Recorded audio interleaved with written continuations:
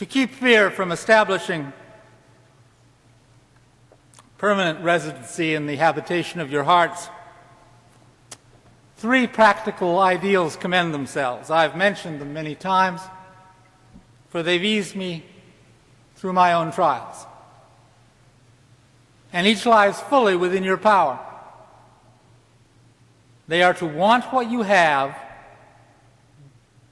do what you can, and be who you are. Wanting what you have mutes the pangs of desire, which visit from the future to cast a shadow on the present.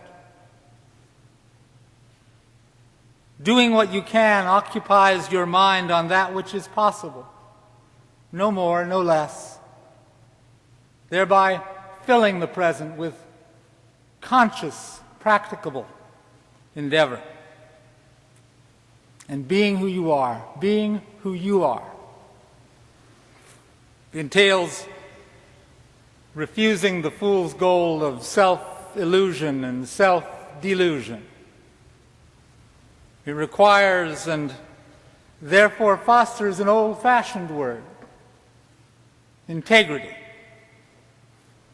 which above all other qualities ultimately makes us invulnerable to fear's destructive power. One witness to unexpected hints of light illuminating the shadows of the past is the poet Catherine Raine.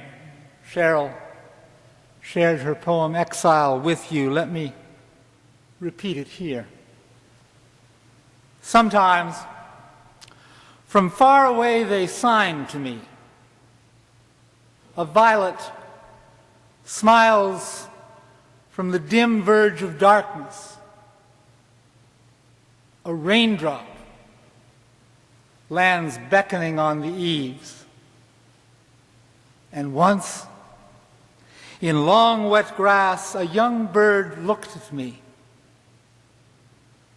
Their being is lovely, is love. And if my love could cross the desert self that lies between all that I am and all that is, they would forgive and bless. A theological point arises here. The surest way to discover the sacred is to decode our own experience, not only of beauty, heaven and a wildflower say, but also in the sacraments of pain by which we commune with one another.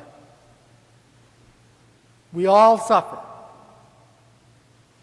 We're all broken at times and therefore in need of healing. We struggle to accept ourselves and forgive others. All of us do. Yet at our best, we empathize with each other's pain and rise together in answer to the call of love. Illumination shines from heart to heart to heart. Perhaps it's high time to lift our eyes from the stock ticker up toward the heavens. Time to remember how fragile life is, and therefore how precious love must be. Time to seize every opportunity we are given to offer thanks, to celebrate, to serve, hope, and love. Perhaps, and the good news is this, Easter is only 2 weeks away, it's time to wander back again to Calvary for our annual visit. Nothing's there now. No crosses. No crowd. We stand alone, looking beyond a naked hill out over an endless desert. You and I together, each of us alone, looking out on eternity, measuring time. We look into forever and we weep. And then we look back. How amazing it was. Wasn't it amazing?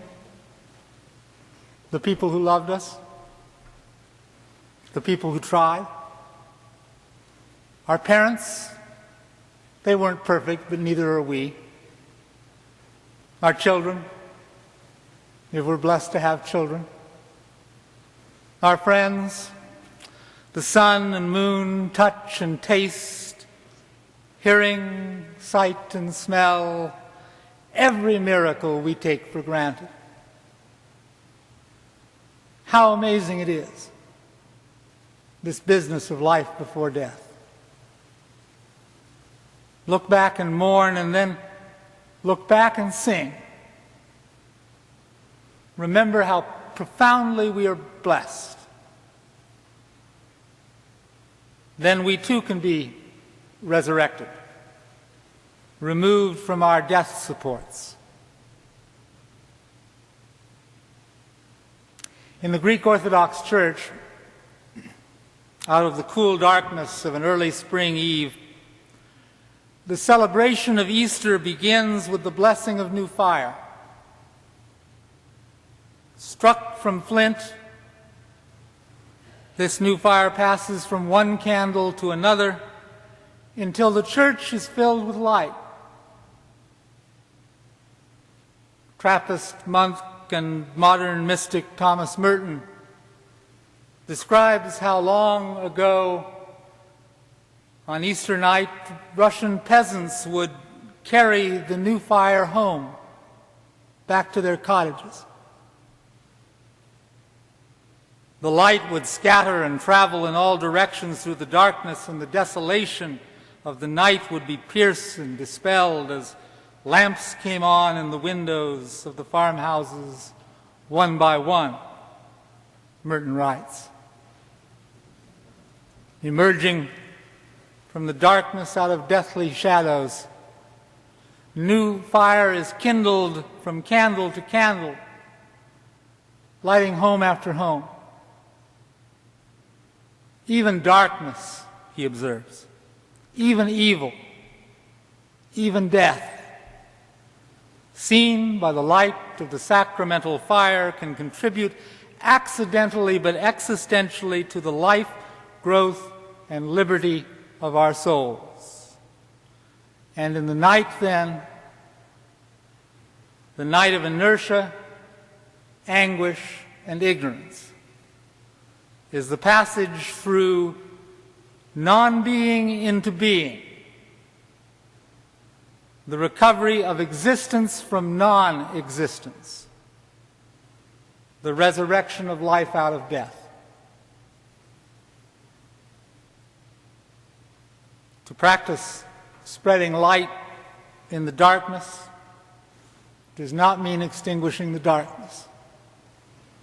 This we cannot do. But we can, if liberated from fear's grasp, see that shadows are only the action of light being cast. By catching but a glimmer of the powering light, we can both feel and see strange beauty. We emerge from our waking dream of death or destruction to live life more abundantly. And as our eyes grow accustomed, we may discover one more thing. We can actually see in the dark. Amen. I love you, and may God bless us all.